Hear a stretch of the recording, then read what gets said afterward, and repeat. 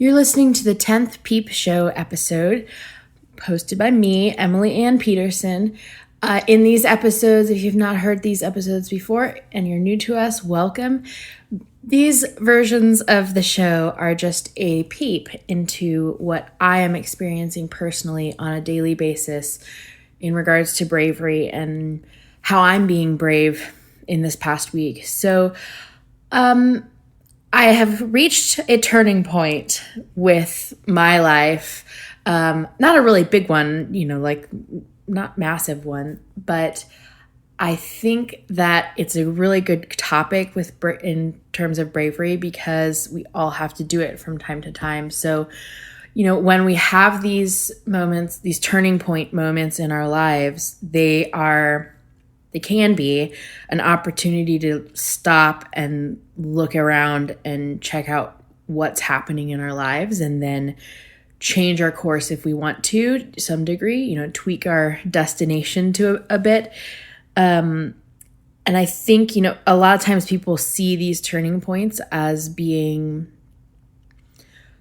they can be scary in and of themselves for sure, but the midstream turning points, the ones that allow us to just kind of coast for a bit or pause, those are prime opportunities to assess where you're going and make sure that where you're going is still where you want to go. So in regards to my life, what that means is I've got a ton of plates spinning these days. I have the podcast, which I adore. I have my students, which I love. I have my clients, which I love. I have my family, which I love. And that doesn't leave a lot of room for me personally.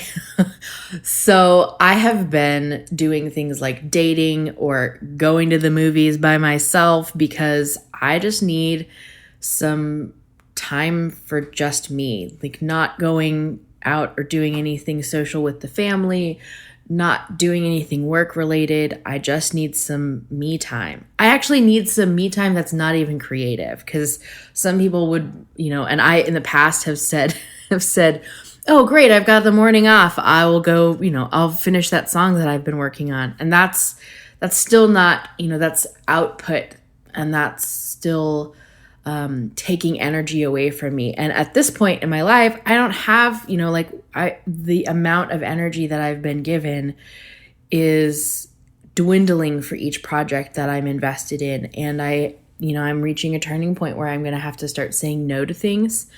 And I don't know, I don't necessarily know how well I'm going to do that. I might really totally fail and I might say no to the wrong thing.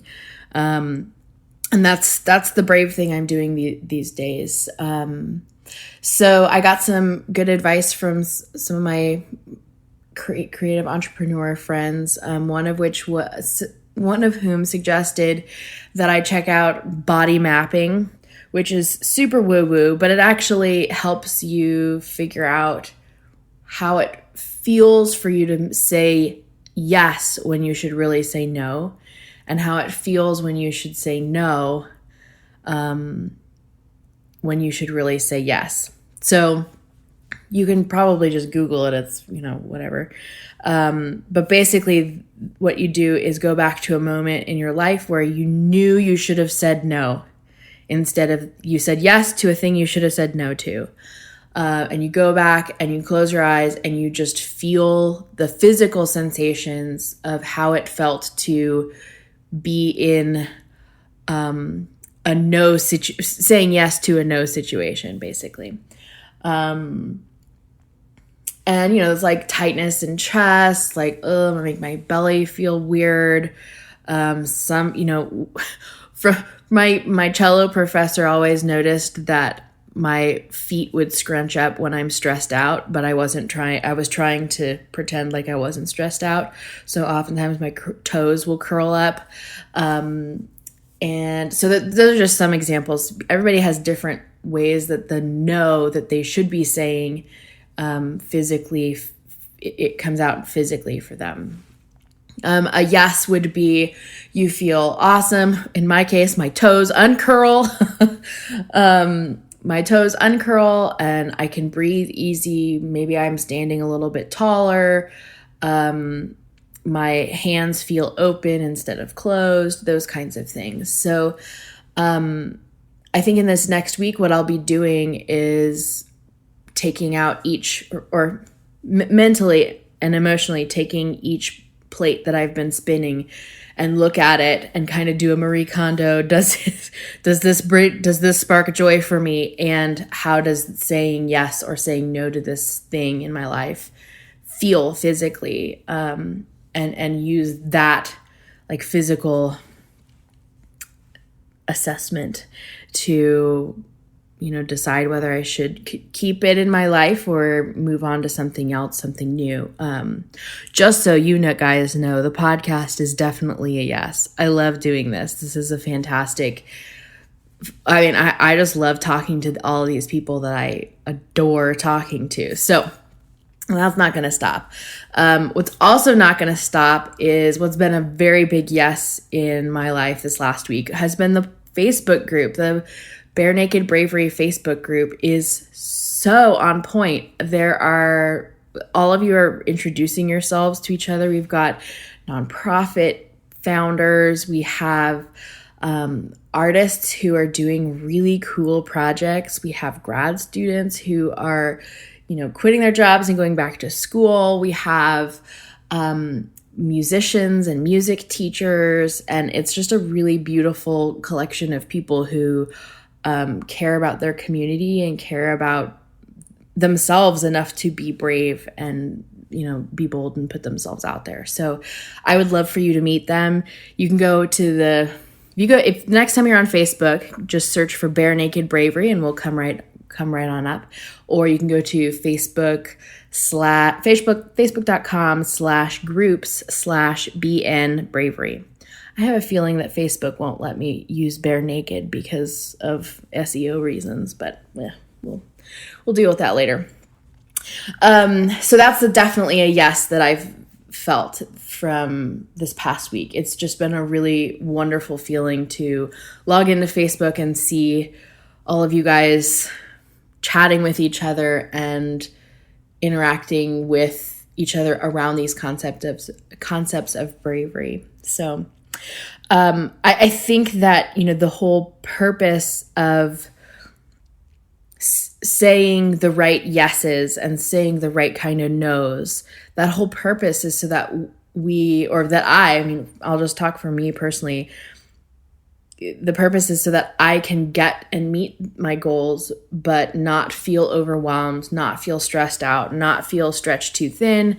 I don't want to have to meet my goals, but know that I threw myself under the bus. Or I don't want to meet my goals, but,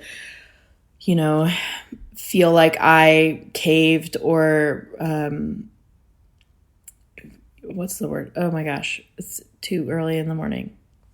I don't want to cave, and I don't want to compromise my values for these goals that I'm trying to meet. Because I know from personal experience, having seen people meet their goals by compromising versus seeing people meet their goals and feeling strong in themselves. Others notice when you do that. Like, others notice when you have attained and reached your goals and are living your life, but you're doing it in a non-overwhelmed, non-stressed out kind of way. And I'm not saying that the only reason why you should do something is because of what others think and feel about you, but I am saying that it is a noticeable thing for you to be able to say yes and no to the right or wrong things, depending on what the situation is. So that is my bravery for the week. And next week we've got some wonderful, wonderful goodness from a super secret guest coming up. But if you have not heard Bradford Loomis's episode from earlier this week, then I highly recommend that you listen to it, because it is a gem of a conversation. Truly, truly is. It's a wonderful, Bradford is a wonderful friend and a wonderful human being, and I know that you will enjoy him too. So that is my encouragement, and that is my bravery for this week. And with that, I will leave you with one message. I really want you to be be bold, be brave, be vulnerable, because we really do need your bare naked bravery.